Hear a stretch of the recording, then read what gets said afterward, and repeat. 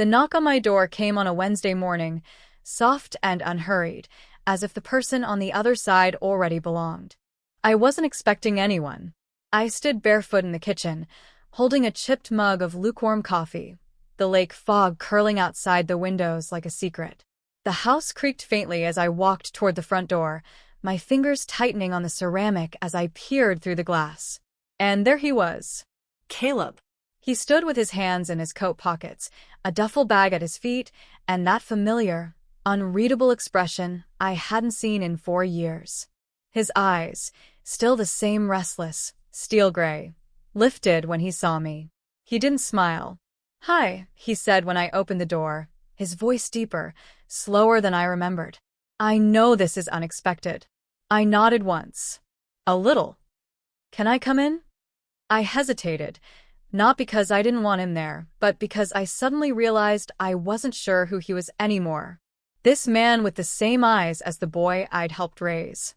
This man who had disappeared without much warning, choosing an internship in Denmark over coming home after the divorce.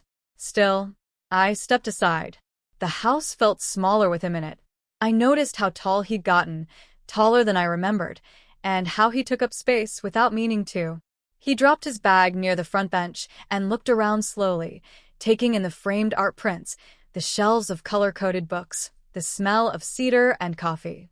"You changed a lot," he murmured. "So did you." He turned to face me, his expression softening just enough to register as something close to familiar. I didn't know where else to go. I let those words hang between us. "Did you try your father?" I asked quietly. He shook his head once. "I don't think of him as home anymore." I didn't press. Instead, I made him tea. He followed me into the kitchen and sat on the same stool he used to when he was 15, legs sprawled, hands tapping idly on the counter. I worked in silence, measuring loose leaves, pouring hot water, and trying not to notice how the shape of his shoulders had filled out. How his voice sounded like it had absorbed winters. How he smelled faintly of pine and soap. I slid the mug toward him. He took it without a word. For a while we said nothing.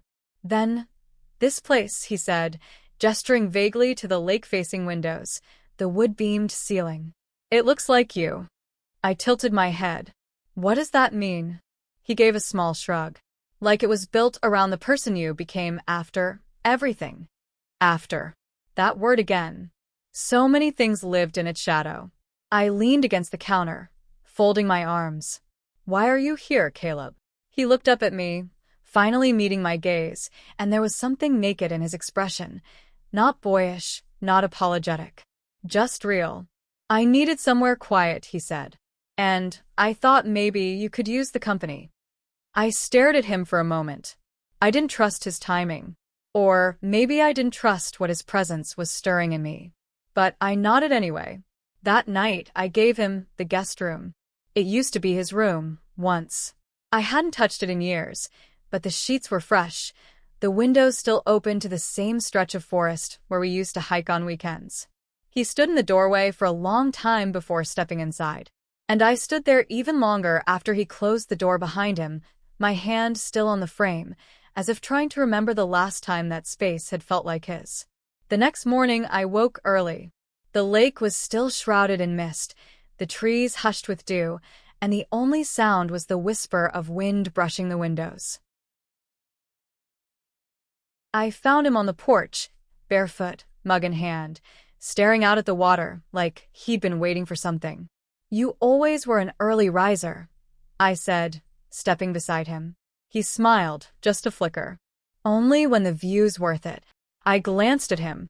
He was watching me, not in a boyish, searching way, but with a quiet intensity that made me suddenly conscious of my robe, of the way my hair hung damp from the shower, of the years between us. I turned back to the lake. "I have a staging project this week," I said. "A little cottage down the road. You're welcome to help if you're bored." He didn't answer right away. "Then, yeah. I'd like that." We stood together in silence. The kind that didn't press, didn't explain. And for the first time in a long time, I didn't feel alone in it. The cottage I was staging was nothing remarkable.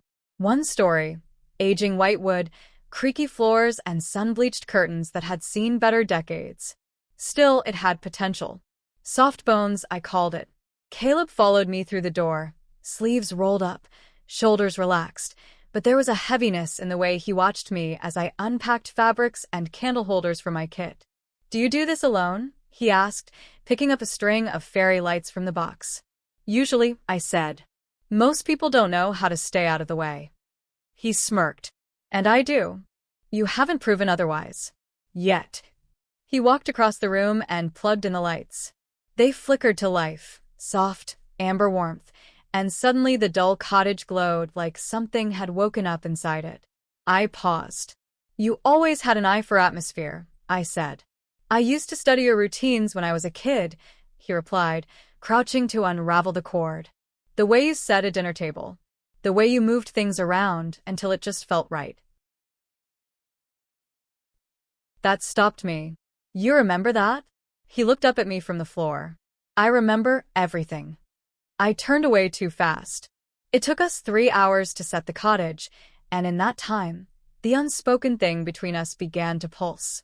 Not loudly, not obviously, but in glances, the way our hands brushed over the same fabric, the way his body lingered too close when he handed me a vase, the way he watched my reflection in the mirror as I fixed a curtain rod.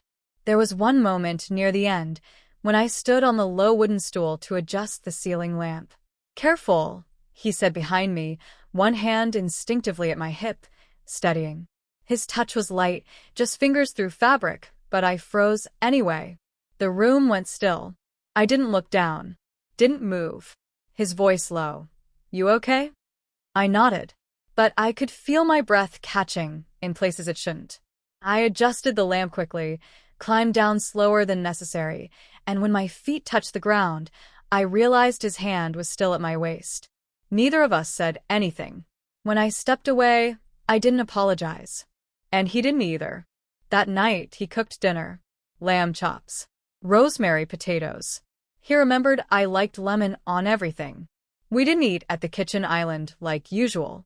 He insisted we use the old dining table by the fireplace, one I hadn't lit since last winter.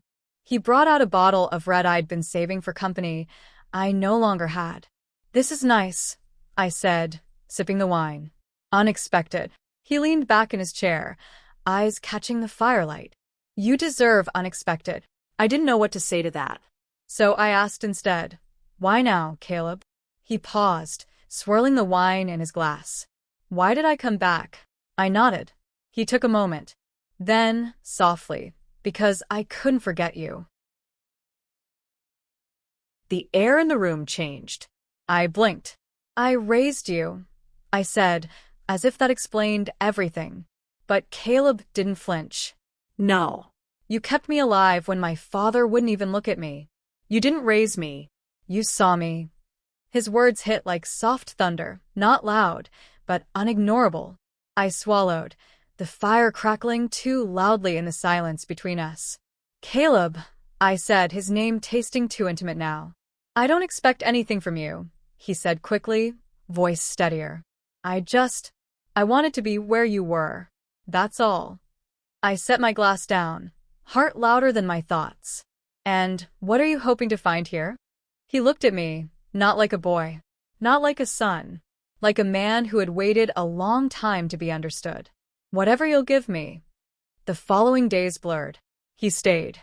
I let him. We made up excuses. Projects. Meals. Errands we didn't need to run. As if giving our time purpose would make the gravity between us feel less like it was swallowing us whole. It didn't. At night, I found myself listening for his footsteps in the hallway, for the soft click of his door, for the sound of the kettle boiling at 1 a.m. when he couldn't sleep, and neither could I. We stopped pretending we didn't notice. One evening it rained. Hard. The lake became a mirror of noise, wind lashing against the windows, the smell of pine and wet soil thick in the air. I lit candles and curled up on the couch with a blanket and a book I wasn't reading. He came in, hoodie damp from the porch, hair tousled, cheeks flushed from the cold. "You okay?" I asked, watching him from beneath the fringe of my throw. He nodded, pulling off the hoodie and tossing it over the radiator. Just needed air.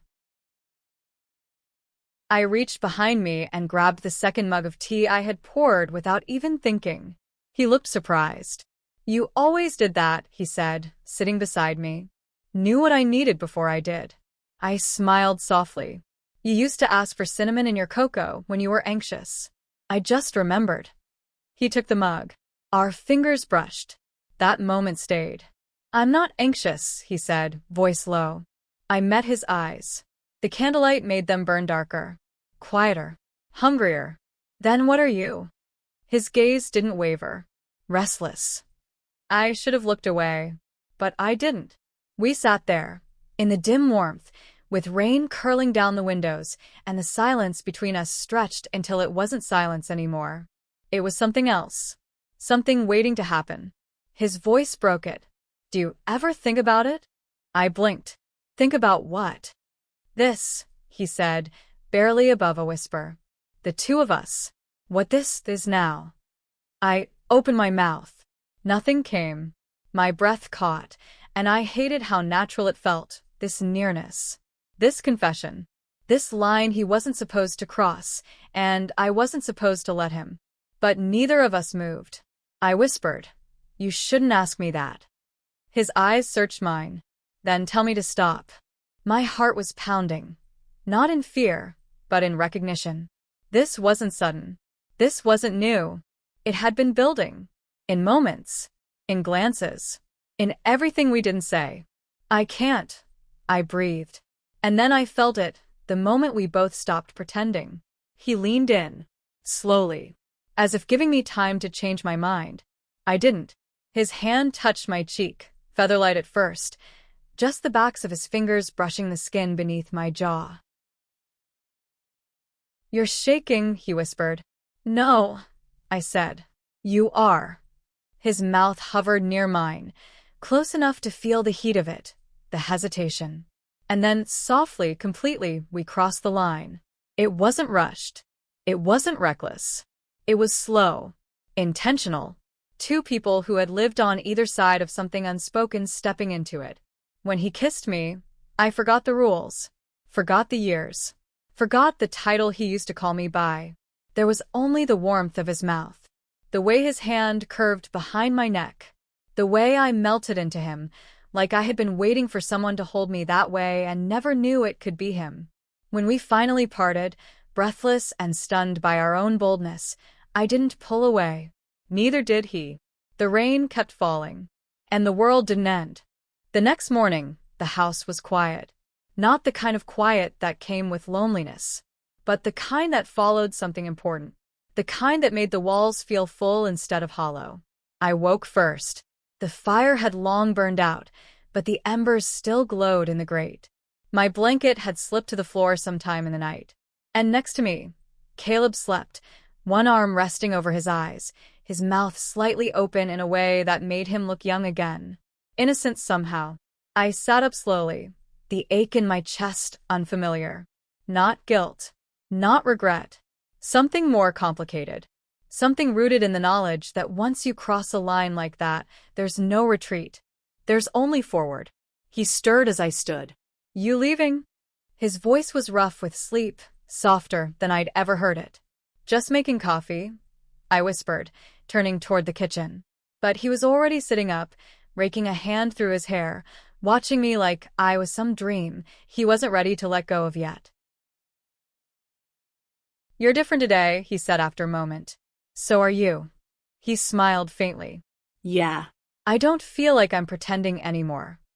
That made me pause. I looked down at my hands, already trembling with the morning's weight. What are we going to do, Caleb? He stood slowly and crossed to me. Gently. Carefully. Like he knew I was still deciding what to feel. I don't want to be a question mark in your life, he said, voice quiet. I want to be the sentence you say out loud when no one else is listening. It was the kind of thing that would have made me laugh once, roll my eyes at the poetry of it. But he wasn't trying to be poetic. He was just telling the truth. We didn't talk much after that. Not because there was nothing to say, but because too much hung in the air, too many untested truths, too many unnamed futures. Instead, we ate breakfast quietly, side by side at the dining table. His knee brushed mine and I didn't pull away. His hand found the curve of my lower back when he passed behind me, and it felt right, not stolen but given. The intimacy didn't vanish. It lived in the small moments, the mundane ones. That afternoon, we worked on the cottage again, fixing the way the bookshelf leaned, retying the curtain ropes. At one point, I bent to pick up a dropped nail, and when I straightened, he was there, too close. But this time, I didn't step away. I reached out, not to stop him, to pull him closer. His arms circled my waist, slow, sure. He pressed his forehead to mine. I should be terrified of what this is, I whispered. But you're not. No. His lips found my cheek first, my jaw next, and then lower. We never made it back to the house until well past dark. And by then, there was no going back at all. I had always believed that love was built slowly, brick by brick, earned over years, not stolen in moments. But I was wrong, because what grew between Caleb and me wasn't sudden. It had always been there, just buried, waiting. Now, every glance held weight. Every silence was thick with knowing. And every touch was a truth we could no longer deny. By the fifth night, he didn't return to the guest room. He didn't have to ask. I didn't need permission. We just gravitated. The air in the lake house was different now, warmer, thicker. Our conversations no longer danced around the edges of what we wanted. We spoke with eyes, with fingertips, with the closeness of our breathing under one quilt, one bed, one long stretch of moonlight. But real life was creeping closer. That Saturday morning, I heard my phone buzz on the kitchen counter while I was making breakfast. I didn't rush to check it, didn't want to break the cocoon we had wrapped around ourselves. But something in me knew. It was from my sister. Heard Caleb's back in town. He came by Mom's last week. You didn't tell me? Thought he'd be staying with his dad. I stared at the screen for a long time, my heart stuttering with the sharp edge of reality. I felt him step into the kitchen behind me. I didn't turn around. He stood close. So close I could feel his warmth at my back. You okay? I passed him the phone. He read it, silent. Then softly, we knew it couldn't stay hidden forever. I nodded once, but my voice had caught in my throat. Do you regret this? He asked. I turned then. Finally. Looked him in the eyes. No. But I'm starting to understand what it will cost. His hand found my wrist, thumb brushing over my pulse. Then let me carry it with you. I didn't cry. But the tears pressed close. That night, we didn't speak as much. We made dinner together, quiet laughter between chopped garlic and boiling pasta.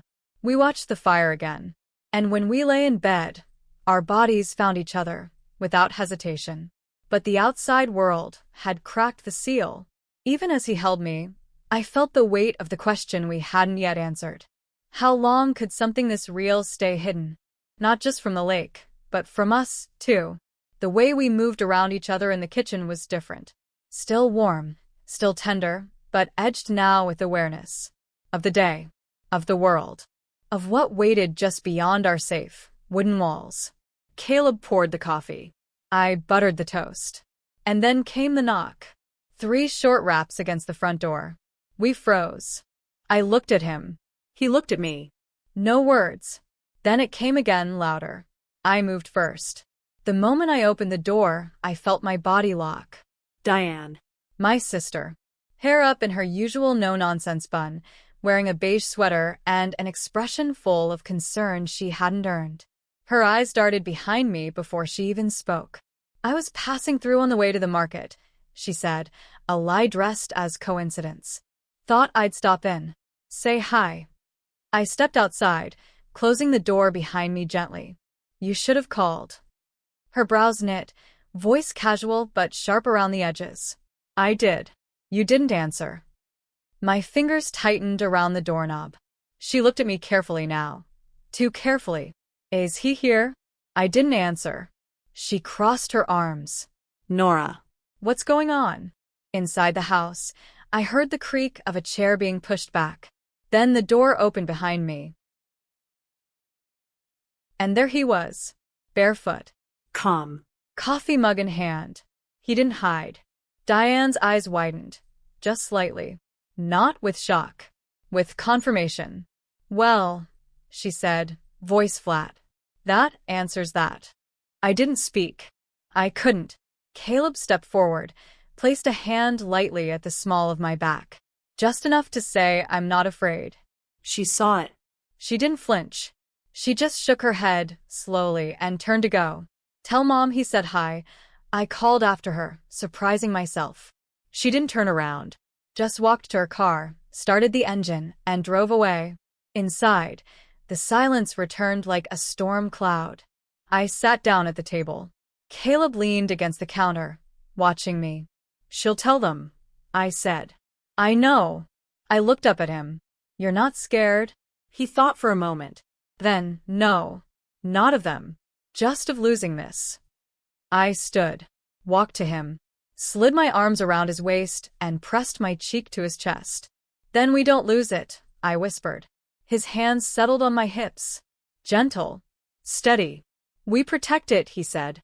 But we both knew we couldn't protect it forever. The first call came that evening. My mother. She didn't bother with pleasantries. Diane stopped by, she said, voice sharp like chipped glass. She told me about him. I didn't interrupt. I let the silence hang. I want to believe this is just a misunderstanding, she continued. That you're lonely. That maybe you've let him stay too long, and things got confusing. I exhaled. It's not confusion. She froze. Nora, he's not a child. He's your son. No, I said quietly. He isn't. Not by blood. Not by law. Not anymore. But I knew what she meant. And that's what hurt. I raised him. I added, softer now. I know. I know how it sounds. But you